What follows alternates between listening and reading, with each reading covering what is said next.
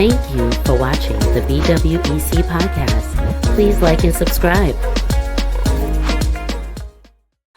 Peace, and welcome. This is the BWEC Podcast. This is our interview today with BWEC Newsletter feature entrepreneur, Dr. Marrissa Dick, who is the founder of Nubian Romance Novels. So I am your host, Empress Ayana, and I am so happy to have you all here today with us with this wonderful interview that we're going to have. So I'm just going to go ahead and I'm going to kick it off. I am your host, as I said, Empress Ayana.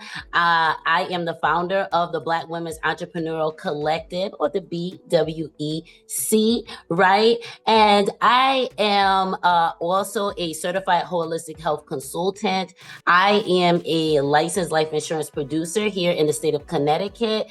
And most of all, I run a business that is called Onyx Restorative Justice. And in that business, I support Black women business owners with marketing, branding, and also helping Black women with developing practices, right, that are efficient and effective in their businesses. So, and I also curate safe spaces for Black women entrepreneurs, such as the Black Women's Entrepreneurial Collective. So thank you so much. We will go ahead and introduce each of ourselves, and then I will introduce our featured entrepreneur for the day. So go ahead, Dorcia, if you don't mind introducing yourself, please. Okay, thank you. I am Dorcia Hart, a retired pharmacist, and I am your BWEC Technical Assistant Co-Leader. I also help you with your alignable profile. And as a retired pharmacist, I also help you with aligning your body to help your body rejuvenate yourself through hydration, nutrition, and movement. Thank you. Thank you, Dorcia. Tanya. Hello, everyone. I am Tanya Cross. I am the BWEC Black Women's Entrepreneurial Collective Quality Assurance Co-Leader.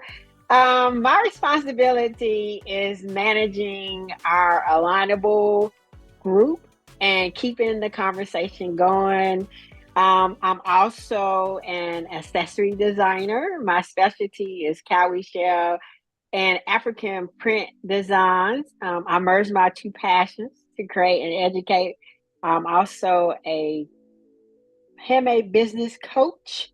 And I show creative women entrepreneurs how to gain online brand visibility and start converting their followers into customers.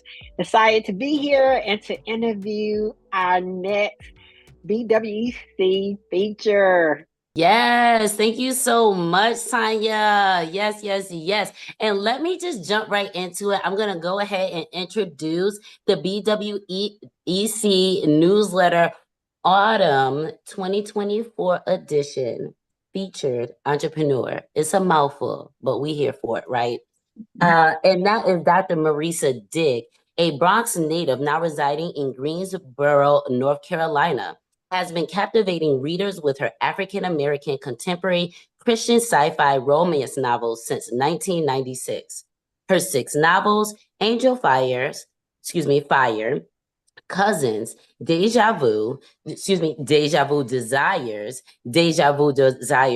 Part 2, Comfort Letters, and Them's Eve's Daughters are much more than romantic tales. They delve into spiritual warfare, depicting the tension between angels and demons while tackling the struggles of flesh versus faith. Each story weaves Christian values into relatable, emotionally charged experiences, often leaving readers inspired to reflect on their own life journeys. Dr. Dick's work is a bold exploration of the complexities of human nature, all while maintaining a strong spiritual core. She blends faith, passion, and fantasy, offering readers narratives that are both entertaining and transformative. Her novels are available in both written and audio formats, allowing readers to enjoy them in any setting. With a PhD in Educational Studies and Cultural Foundations, Dr. Dick is not only an author, but also an esteemed academic, having taught for over 20 years. She has received numerous accolades, including the Teacher Professor of the Year Award at North Carolina A&T State University. In addition to writing and teaching, she cherishes spending time with family, traveling to the Caribbean, attending church, and cooking. Through it all, her faith and love for God remain central, guiding both her personal and professional life. So we'd like to welcome you, Dr. Marrissa Dick. Thank you so much for being here with us and for accepting our invitation to be the BWEC Newsletter Autumn 2024 edition featured Entrepreneur. We're so excited to have you here today with us and to interview you. Welcome, welcome, welcome. Thank you. It's an honor and privilege to be here. Thank you so much. You're so welcome. And I always really gush over the fact that being a part of the BWEC, having created the BWEC, we create a space, right, where we get to interview some really amazing, powerful Black women who are doing really wonderful things, and it really is wonderful to tell the story so that other people who are coming along, who are on their own journey, they can kind of see, right, and relate to your own journey. So we're so happy to have you here. I'm going to let Dorcia go ahead and kick it off with our very first question. So your first question, you've been writing African-American contemporary Christian sci-fi romance novels since 1966. No. 1996. I wasn't even born in 56. Excuse me. What initially inspired you to blend these unique genres? Well, actually, it wasn't until I entered my PhD program did I realize that my educational journey was really a tumultuous one. I went to Catholic school, elementary and middle school, and the nuns were not very nice to me at all. Oh, yeah, I understand that. I went to one of those too. Yes. And so, being physically abused and thrown in coat closets and being left there, my mind would go someplace else, metacognition. And to stay, I guess, sane in what was happening in my reality, my mind would go someplace else. And it wasn't until my PhD program did I learn the language for what my mind was doing. Oftentimes, maybe in psychology, they call it fight or flight. Right. So my mind would go someplace else to give me comfort. And it wasn't until I started reading different books, different theorists, did I even know that there was such a thing as fantasy theory. And every time I turned a page from a theorist, I saw myself and I would just break out crying because I'm like, I didn't imagine any of this. This is me right here in this textbook written by this theorist. Wow, that's so it was education that, really brought me around to understand what I was doing naturally. There was terminology for. So it just all blended together. I've been doing it my whole life. Okay, thank you for that. I love that so much. Yeah, and thank you so much for that answer. All right, so Dr. Dick, spiritual warfare plays a central role in your novels. Why did you choose this theme, and how does it deepen the reader's experience? I chose the spiritual warfare, honestly, because I was going through it and didn't know what was happening. We have these voices in our head, and even thoughts, and you wonder where that thought even come from. So when I was going to give my life to Christ, my relationship with God was getting closer and closer.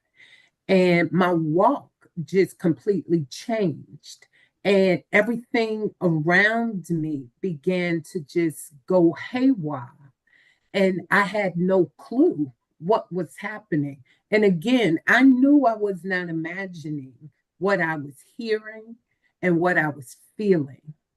And I went to a visiting church one day, and it seemed like that pastor was speaking directly to what was going on with me. And I said, "Oh, okay, Marrissa, you're not imagining it. What you're going through is spiritual warfare." And so there is, in most of my books, God is assigning an angel to bring someone to him. And at the same time, Satan is assigning a demon to make sure you stay in a backslidden condition, or you don't get the opportunity to give your life to Christ. And I was actually going through that. And, I used to be ashamed to tell people that I could hear the swords going off. I could hear the conversations. I could hear the literal battle going on. But that's my truth. That's my testimony. And so I know from my own experience that spiritual warfare is real. And if Satan had his way, I wouldn't be a Christian, and I would not have Jesus Christ as my personal Lord and Savior. I wouldn't be where I am today. I know that's right, Dr. Marrissa Dick. Listen, that's a really powerful answer. And, I often, when even in my own work, of what I do, because I do a lot of emotional intelligence and self-awareness, type of work. And I often talk about how a lot of what we experience in this world is spiritual warfare. We get confused and we think that this physical thing that we see on a day-to-day is what we're up against. But no, it's something far greater. It's something far deeper that really brings us closer to ourselves, right? And helps us to understand and free ourselves from whatever it is so that we can be elevated, right? Our spirit. And I'm not a religious woman. However, there are, ties between all things. And so we're saying the same thing, and I just think it's really powerful what you do with your writings, for the people, especially that relate to the story that you're telling, because I think so many people will be able to see themselves in your own story in spiritual warfare. And, so many of us can relate to that. So I think it's just very, very powerful. And I really appreciate your work. Thank you. Yes. And it also kind of ties in because you were saying how you were able to find a community that was able to help you navigate through the things that you were experiencing. And it's a great segue into my question, because at the BWEC, the Black Women's Entrepreneurial Collective, community is very important to us. And it's very important for us to create a safe space for people to be true to themselves and true to their identities, whatever that identity may be. For you, how has BWEC, being a part of the BWEC community, how has that impacted you as a writer, as an entrepreneur, author? How has that helped you finding that community and finding that safe space? Well, it felt great. I hopped on the BWEC as soon as I saw it come across my LinkedIn. And I read the purpose. it made me feel good to know that there were other Black women trying to discover their purpose and trying to get their work out there with other professionals. And so when I was on LinkedIn, I just kept looking, and nothing really resonated with me. But as soon as the BWEC came across, I clicked on it immediately. So it was really very organic that it happened. And coming to the first interest meeting, there are professional women. Everyone does something different. Everyone is not just for self, but it was all about everyone telling their story about who they are. It was uplifting other people. And that's what I could really gravitate to and really appreciate. And just the fact that, my books are adult oriented. Just because we're Christians don't mean we don't do what adults do, because I am a divorced woman and I was married for 12 years and I did married woman things.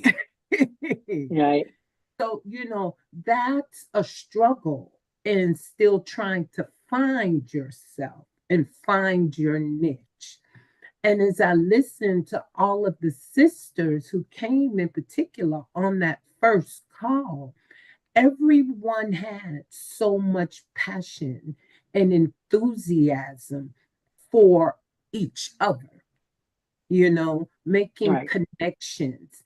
And like I say, the organic way that the BWEC, that the collective is here, not just for one person, but to push everybody out there to their purpose. So you can be who you were designed and authentically meant to be. And so that's what it's done for me. It made me realize, wow, I'm not out here by myself. And that alone feels good. And, support of one another, because I saw this beautiful jewelry that I was able to purchase and wear by Miss Tanya, y'all. She made it. And as soon as I saw it,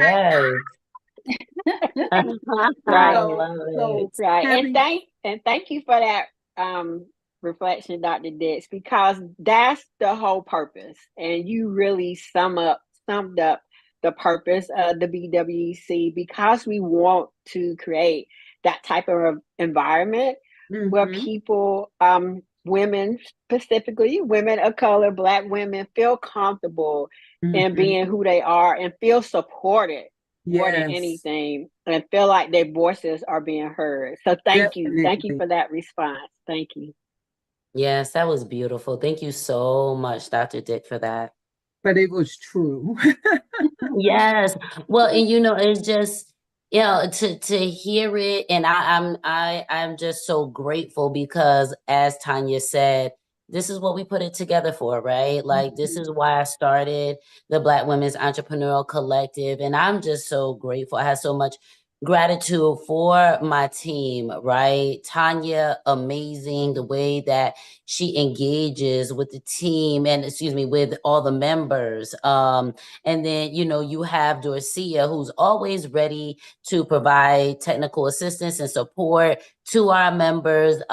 She's always flexible and always just willing to help and standing where she can. And I just have so much gratitude to my team, because it took some time to get here now. It took some time to get here.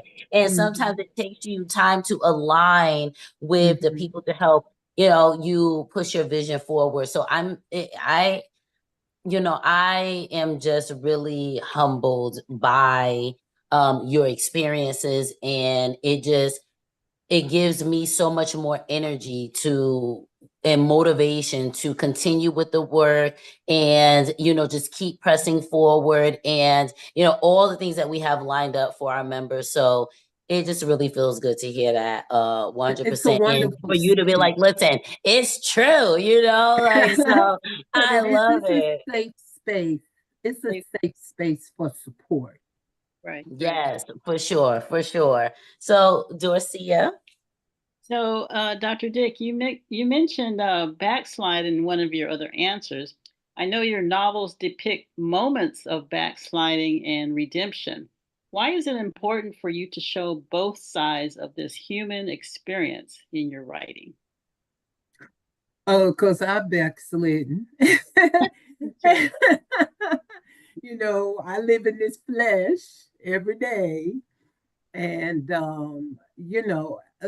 some people think if you've made one mistake, then you can't ask for forgiveness.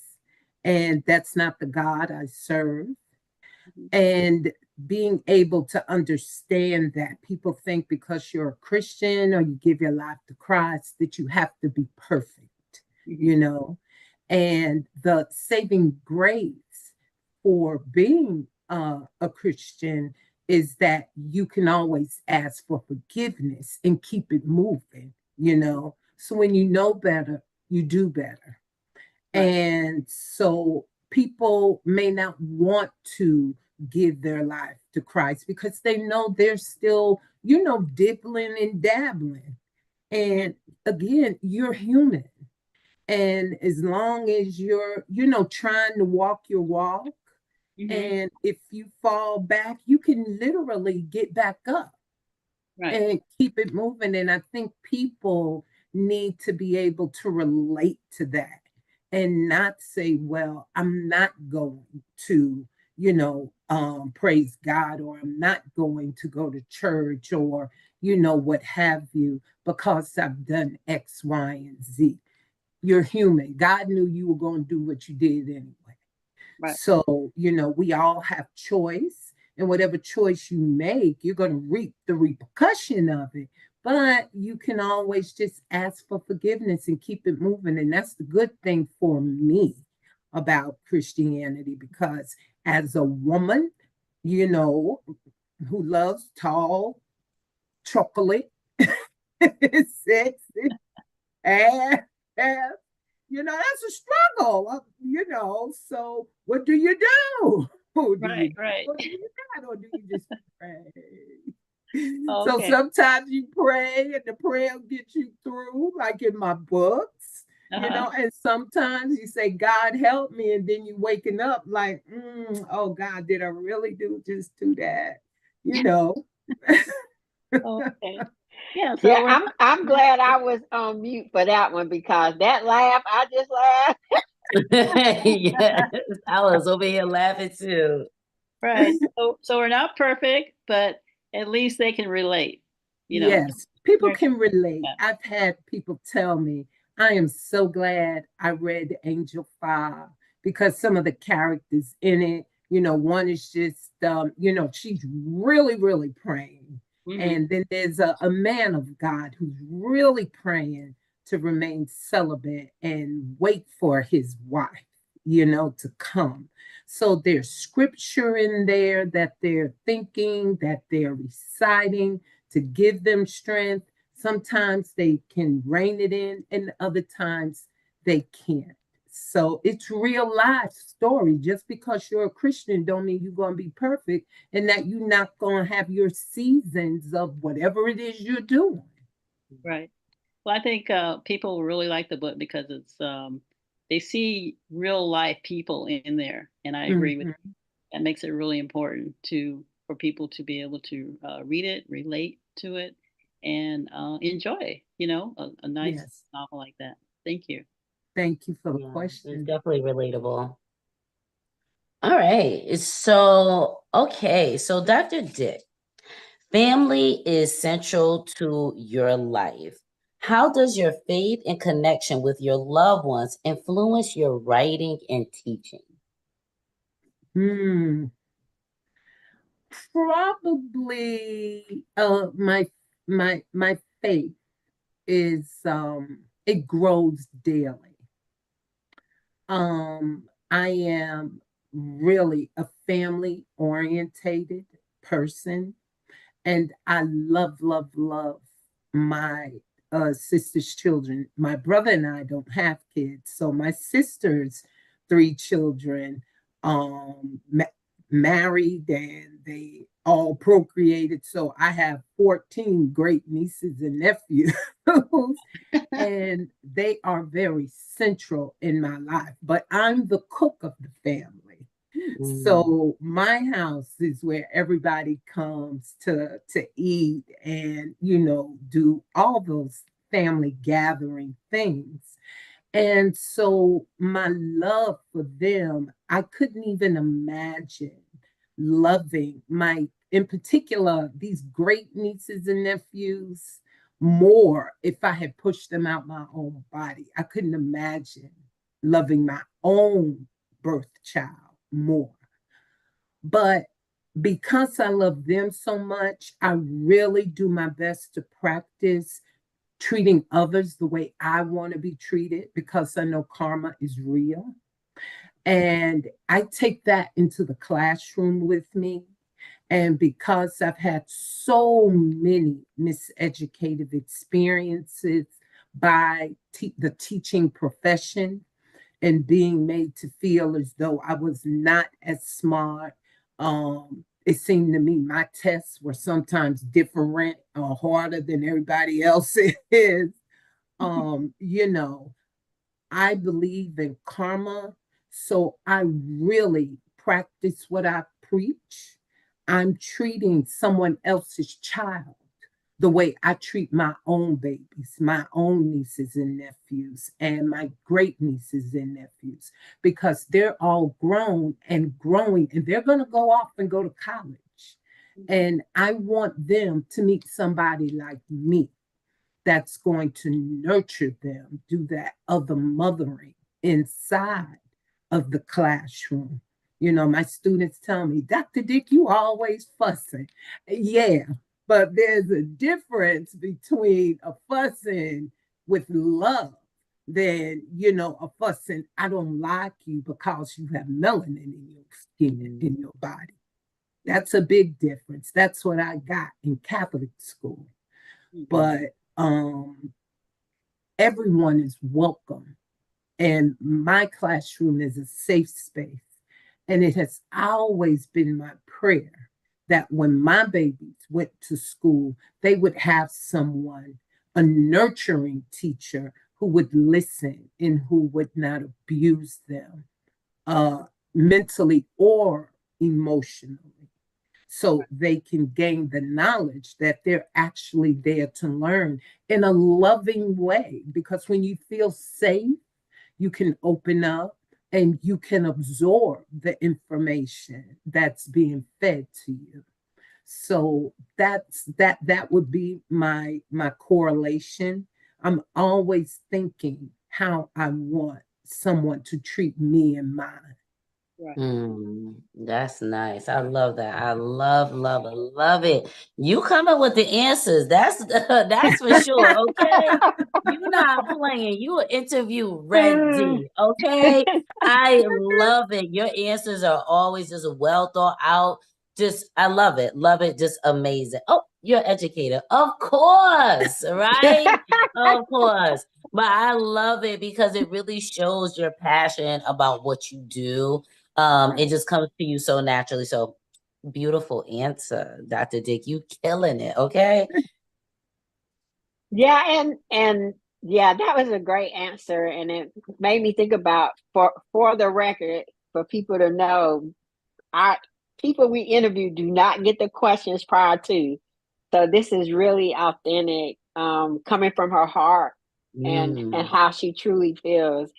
One of the things that we do at BWEC, we provide a platform for people to promote themselves, promote their business. So I just want to go ahead and give you opportunity to let our listeners and viewers know where they can find your books. I know we've had the conversation prior to the interview about now you have Audible as well as written.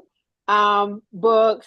So yes, please share where our viewers and listeners can find your book.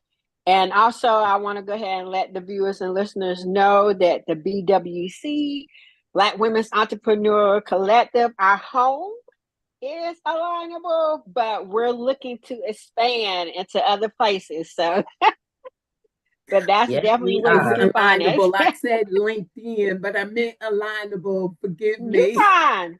You're fine. You are fine. But go ahead and tell us where we can find those books. You can Yes. find my novels at nubianromance.com, as well as the audibles being read by me. And I decided to read them myself because I know each character. And so I just thought that was best. So you can't get the downloads anywhere else except for my website. But I'd like to show you, this is Angel 5. Okay. This is Letters. Okay. Okay. This is Cousins. Okay. And this is Bimsy's Daughters. Okay. And I like how the covers represent. Mm-hmm. Now this is Deja Vu Desires. Okay. Oh, okay. And this is the latest one, Deja Vu Desires Part 2, Comfort. Oh, wow. Okay. Okay. So Nice. she's a little thick. Oh, and look, I like a good read. I like a book that's kind of like on the thicker side because I'm like, oh yeah, I'm Yeah. gonna really get into this. Okay, this is gonna Yes. be good. Okay, Yeah. I don't like it to be over too quick, especially if it's a Right. good read. So I Right. actually get excited about books that are a little bit bigger. Yeah, Okay. this one, Part 1, Deja Vu Desires, this is her just praying, you know, when the husband comes and what my life is going to be like. She's fantasizing it. And Okay. so in here, all of that fantasy works itself out. oh, okay. But Okay. Okay. nubianromance.com, you can also purchase them on Amazon, Barnes and Nobles, and iUniverse.com as well. Okay. So did you self-publish or you work with a publisher? I am self-published. Okay. Yes. Good for you. Yes, Good and for my you. No books are middleman. print on Keep all the demand. money for yourself. Yes. Right. We support I that love here in it. the BWEC. Okay, We definitely keep the do that. money for We yourself. definitely do Okay. that for sure. So That is I'm it. excited for you, and I definitely need to check out the website because I like to read when I travel. Yeah. So Yeah, yeah, I'll they definitely check it out. really are good books, and not just because I Okay. wrote them. You really can find pieces of yourself or someone you know, or you can say, oh, I know somebody went through that, or even I went through that. And you know, it really resonates and you can connect with them because they're real life stories. Okay. But thank you for that amazing answer. Thank you. Yes, and I'm just gonna bring it home and we're gonna wrap it up. Okay. So, okay. What advice would you give to aspiring authors who want to explore more complex themes like faith, romance, and spiritual warfare in their writing? I think some advice would be to carve out your niche, like I carved out sci-fi in mine. People ask where did I get that all the time, and I gave that explanation, what I'm hearing. Carve out your niche and just write. There's no said way or prescribed way and outline. Some people write like that. I don't. I just begin to hear the conversations and I sit down and I just start typing. And don't doubt yourself. Don't go around asking a whole lot of other people's opinions, because this is what God gave you. This is your passion, and how it evolves is going to be uniquely for you. So don't think your writing style has to be like anyone else's. Mine's isn't.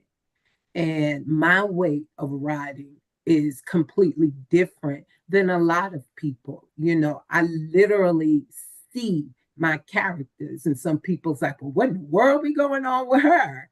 I literally see them. I might walk in my house and see a character sitting at my table, and I'm like, I know this person. And it's someone from my book. And so in the beginning, I never told people that, because I was fearful about what they would think about me. So I learned to just keep my tongue between my teeth and just write what God downloads to me. And don't worry about if everybody's going to like it, because everybody doesn't like my book. Some people say, a lot of pastors say, oh, you're telling too much, or, it's too graphic. And like, Christians don't do these things. I mean, we see this stuff on the news every day. But, so don't, your work is going to be for those who enjoy it. You're not going to please everybody. Don't be upset if people in your circle, your immediate family, even your friends don't purchase your books. They love you. They will support you, but they may not purchase your books. That doesn't mean anything. Don't let that stop you. I encourage young writers all the time. And I tell them, don't give up. Because if you don't have anyone pushing you forward, you have to be the one to do that for yourself. You have to see yourself futuristically, walking on that red carpet, sitting there, signing the books, taking pictures with people.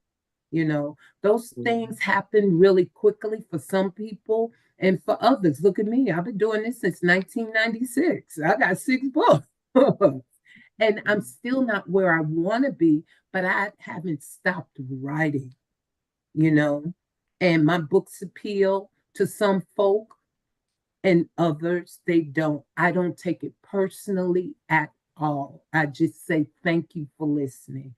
And so with you, follow your passion. Don't let anyone dissuade you, and just write it. It doesn't have to be perfect, because you're always going to go back and reread it. So you can always fix it. Just get it out. That's what you need to do first. Just get it out and carve your own niche. Okay, I love that. Yes. Okay. Let's go. Dr. Marrissa Dick, listen. Look at I was thinking about earlier how we need like a soundboard, right? Because I will be hitting that horn like, like that. Like, listen, you're killing it. Okay. Fire. We need some clapping emojis. We would hit that. I mean, not emoji, but sound. Right. Because you really just, your answers have really just been amazing. It's just fire. Okay. I'm loving it. And, I'm so happy that you decided to continue to express yourself, but through your writing, you didn't give up, because then we would not have these amazing novels for us to be able to check out and read and also be influenced by, right? And be able to relate to. So I'm so happy that you decided to just put your energy into your writing, because here you are, right? And with that being said, what upcoming projects are you most excited about, whether in the literary world or in education? Education, I always look forward to graduation. So students will be graduating at the end of December.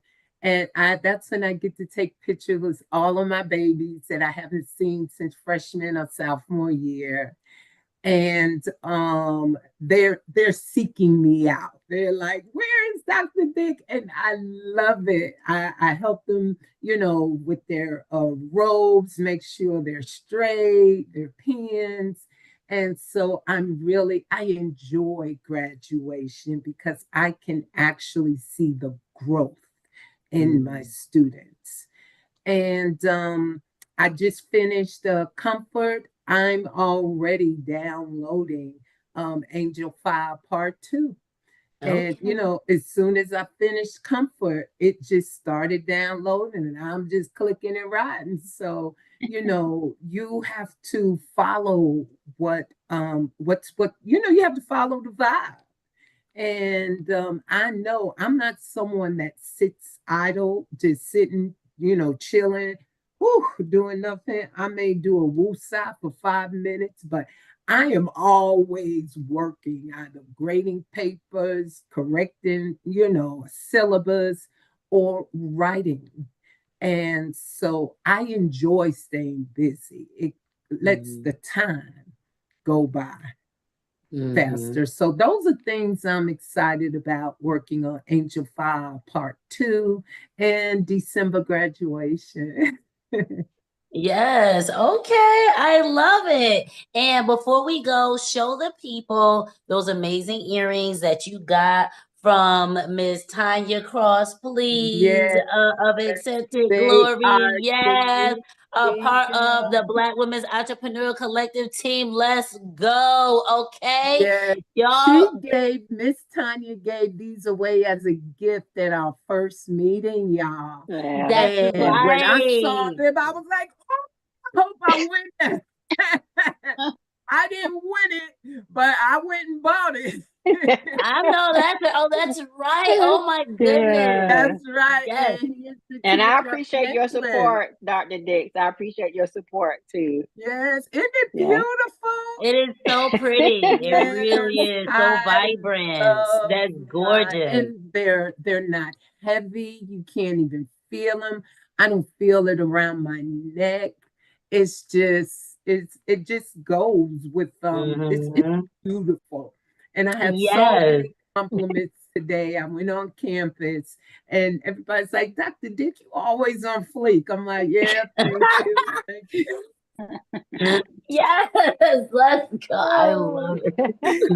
I love it so much. You have gave us an amazing interview, a wonderful time. Thank you so much, Dr. Marrissa Dick, for being Yes, thank here you, and Dr. Dix. interviewing with us. And so for those who may not be members of the Black Women's Entrepreneurial Collective, or maybe, you're just hearing about us, we are basically a group that is on Alignable, Black Women Entrepreneurs. We are over 1,400 strong at this point in time. So we have lots of resources, meetings, lots of just amazing things to support our Black women entrepreneurs. And we create a vibe in a space, as even Dr. Marrissa Dick has, let you know, that feels safe for Black women, all Black women for all backgrounds. It does not matter, but we are on Alignable, and you can find us at www.alignable.com. So you can create a free account on Alignable. And not only that, it was something else I was going to say. Oh, I know what it was. Not only that, but I like to be clear that Alignable is not social media. Alignable is specifically about, networking professionals. So don't feel like, this is just another place to sign up and have to engage people and figure out the algorithm and all that kind of stuff. You do not have to worry about that with Alignable. So our group name is the Black Women's Entrepreneurial Collective. You can find us over there. And as a matter of fact, in the description on our channel here. You can also find information about how to get connected with our group. So we try to make it easy for y'all. Oh, and one of the other things I was going to say, you must be a member of the BWEC in order to have access to our newsletter. So that's another thing. So yes, do join us. If you are a Black woman entrepreneur, you are a business owner, and you're looking for a network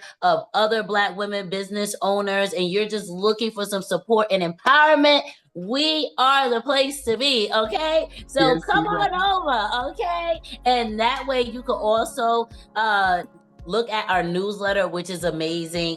We will be dropping that, our fall edition, autumn, because we are fancy, okay? Our autumn edition newsletter is, we're so excited about that. Thank you. Everyone have a wonderful rest of the day.